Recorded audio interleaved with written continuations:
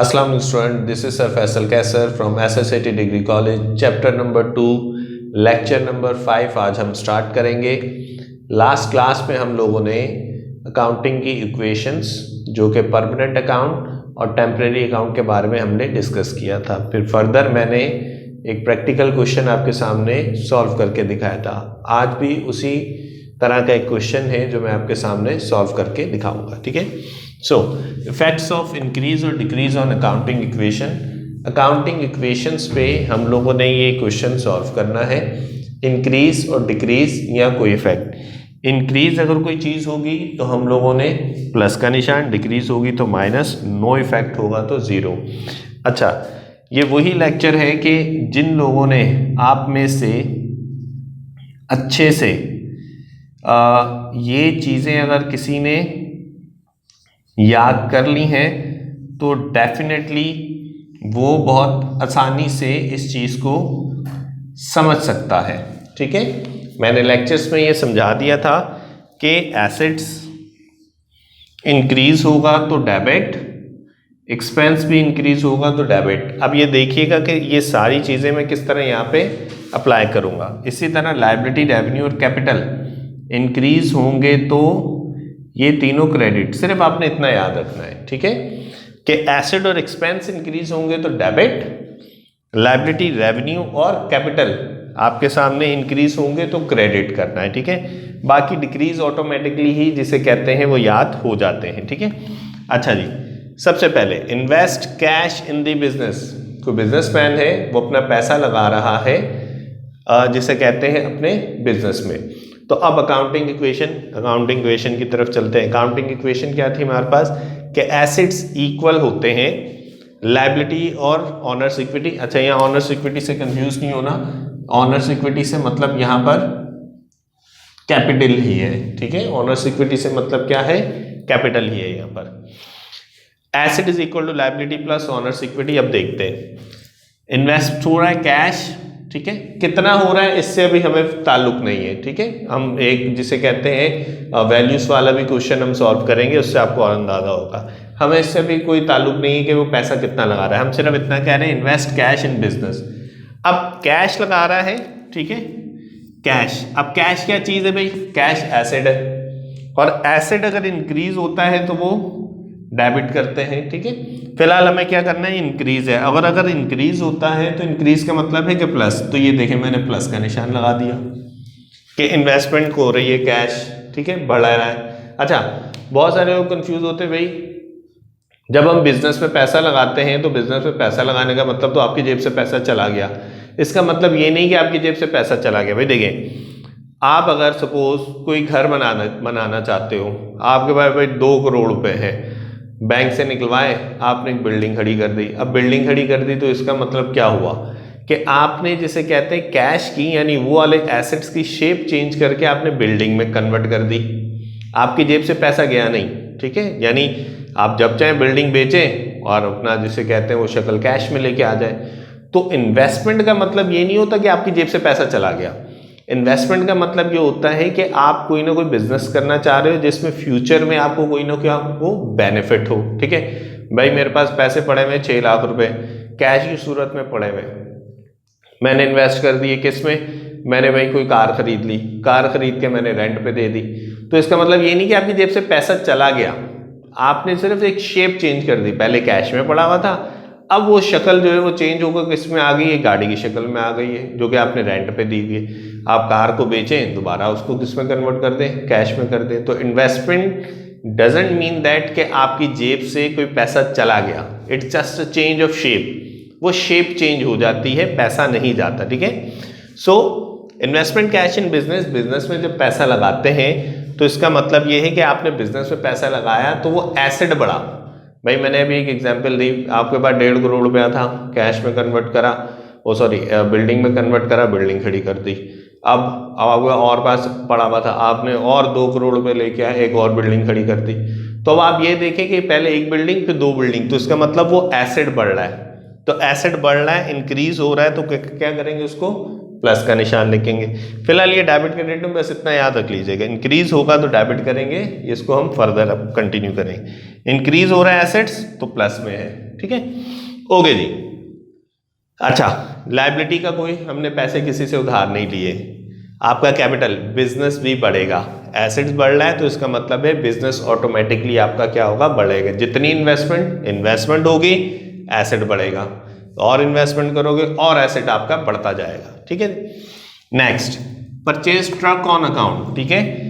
On account का मैंने मतलब बता दिया, ऑन अकाउंट का मतलब होता है उधार, ठीक है। ऑन अकाउंट का मतलब होता है, अच्छा एक चीज, बिजनेस की कोई बात नहीं हो रही, सिर्फ दो बातें हुई है। ट्रक खरीदा है और वो खरीदा किस पे है, उधार पर।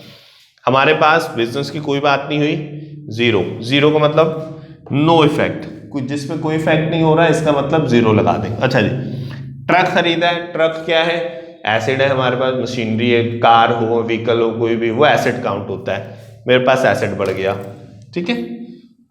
खरीदा किस पे है, उधार पे, तो उधार पे खरीदने का मतलब ये है कि आपकी लायबिलिटी बढ़ गई। ये देखिए मैंने प्लस का निशान लगा दिया, कम नहीं हुई, जब कम होगी तो माइनस, बढ़ेगा तो प्लस, कोई इफेक्ट नहीं होगा तो zero. Third point, purchase machine for cash, same वही चीज है, यहाँ पे ट्रक खरीदा है, यहाँ पे मशीन खरीदी है, दोनों एसेट है, ठीक है। बट यहाँ पे उधार पे, यहाँ पे कैश पे। अब देखें इफेक्ट देखें, मैं मशीन खरीदूंगा तो मुझे निशान किसका लगाना चाहिए भाई, यहाँ पे प्लस का, क्योंकि मशीन क्या चीज है, एसिड है। अब खरीदा किस पे भाई, कैश पे, कैश क्या चीज है, एसिड है। अब कम हुआ है, अब एसिड कम हुआ है, तो प्लस माइनस जीरो, तो मैंने देखिए लिखा हुआ भी क्या है, जीरो इफेक्ट। एक एसिड आ रहा है, एक एसिड जा रहा है, तो इसका मतलब वो बराबर हो गए, तो मैंने इफेक्ट क्या दिखाया, जीरो। उधार पे नहीं खरीदा इसलिए नो इफेक्ट, कोई बिजनेस पॉइंट ऑफ व्यू से बात नहीं हो रही, ठीक है, no effect. Number 4, paid liability against truck, यानी ये जो आप लोगों ने कोई ट्रक खरीदा था उसके अगेंस्ट जो है ना पेमेंट कर रहे हैं। अच्छा, अब पेमेंट कर रहे हैं तो भाई पेमेंट जाहिर सी बात है कैश की सूरत में होगी, ठीक है। पेड लायबिलिटी अगेंस्ट ट्रक, अब लायबिलिटी पेड कर रहे हैं, तो जब लायबिलिटी पेड करेंगे तो आपकी लायबिलिटी क्या हो जाएगी, कम हो जाएगी, इसलिए मैंने क्या लगाया निशान, माइनस का। नेक्स्ट, अब लायबिलिटी किस तरह कम होगी, जाहिर सी बात है आपने उधार पे खरीदा था, अब आपने उसको क्या दे दिया, कैश दे दिया, तो कैश क्या चीज है, एसिड है। अब ये क्या है, कैश आपके पास से क्या होगा, कम होगा, कैश क्या हो गया, कम हो गया, तो वो क्या कर दिया मैंने, माइनस का निशान लगा दिया, तो आपकी एसिड गया यानी कैश कम हो गया, माइनस आपकी लायबिलिटी भी क्या हो गई, कम हो गई, ठीक है। बिजनेस की कोई बात नहीं हो रही, ठीक है, कोई इफेक्ट नहीं हुआ। Number 5, receive cash against commission income, कोई कमीशन इनकम थी, मिली थी, ठीक है, उसके अगेंस्ट क्या मिला आपको, कैश मिला। देखो उधार की कोई बात नहीं हो रही, ठीक है, उधार की कोई बात नहीं हो रही, नो इफेक्ट। कैश मिला है, ये देखें आपकी कंपनी को कैश मिला है, तो ये देखें कैश बढ़ा, इसका मतलब ये है कि आपके बिजनेस का कैश बढ़ गया, ठीक है। कंपनी की जाहिर सी बात है एम्प्लॉय थे, तो वहां पर क्या हुआ, आपको जिसे कहते हैं कंपनी को कैश मिला, कमीशन इनकम मिली, तो वहां उसको एज कमीशन इनकम से मतलब है क्या, कैश मिला, कैश एसिड है, बढ़ गया, ठीक है। अब बढ़ा तो इसका मतलब कंपनी की भी वैल्यू क्या हो गई, बढ़ गई, कैपिटल उसका बढ़ गया। Number 6, paid rent expense in cash, कोई रेंट एक्सपेंस देना था आपने। अच्छा देखिए लायबिलिटी की कोई बात नहीं हो रही, paid rent expense in cash, cash आपका जिसे कहते हैं रेंट एक्सपेंस में गया, तो गया तो जाहिर सी बात है डिक्रीज हो गया। अब अगर कम हुआ है तो इसका मतलब क्या आएगा, माइनस, ये देखिए माइनस लगा दिया मैंने, क्लियर हो गई बात। अब जाहिर सी बात है आपने रेंट दिया, आपके बिजनेस की बात हो रही है, तो आपके बिजनेस का कैपिटल भी क्या हो जाएगा, कम हो जाएगा। यहाँ पे जाहिर सी बात है एसेट कम हुआ तो वहां पे कैपिटल भी क्या हो गया, कम हो गया। 7वां point, withdraw cash from the business for office use of owner, business से पैसा निकाला है, ठीक है, किस मकसद के लिए, for office use of owner, जिसे कहते हैं ऑफिस यूज के लिए पैसा निकाला है। अब भाई पैसा निकाला है, जाहिर सी बात है पैसा निकाला है, आपके पास कैश कम हो जाएगा, जब कैश कम होगा तो जाहिर सी बात है डिक्रीज होगा, तो आपके बिजनेस के भी पैसा क्या हो जाएगा, कम हो जाएगा। यानी जब आप पैसा निकालोगे, कैश निकालोगे, तो इसका मतलब क्या हुआ कि आपने पैसा निकाला, एसिड है, कैश कम हो गया, उधर से बिजनेस से भी क्या हो गया, आपके पास से कैश कम हो गया, ठीक है। सो ये एक छोटा सा क्वेश्चन था, वो मैंने सॉल्व कर दिया। यहाँ पे मैं आपको 2-3 जरा कोई वर्ड्स हैं वो जरा मैं समझा दूं। जैसे मिसाल के तौर पर एक वर्ड था अनएक्सपायर्ड, ठीक है, एक वर्ड होता है उसको कहते हैं अनएक्सपायर्ड। अच्छा, एक होता है एक्सपायर्ड, ठीक है जी, दो वर्ड हैं, एक होता है एक्सपायर्ड, एक होता है अनएक्सपायर्ड। एक्सपायर्ड का मतलब खर्च हो जाना, ठीक है, आसान लफ्जों में एक्सपेंस, याद रखिएगा। अनएक्सपायर्ड मतलब अभी खर्च नहीं हुआ, ठीक है, आपके पास बचा हुआ है, तो इसको कहते हैं हम लोग प्रीपेड, ठीक है।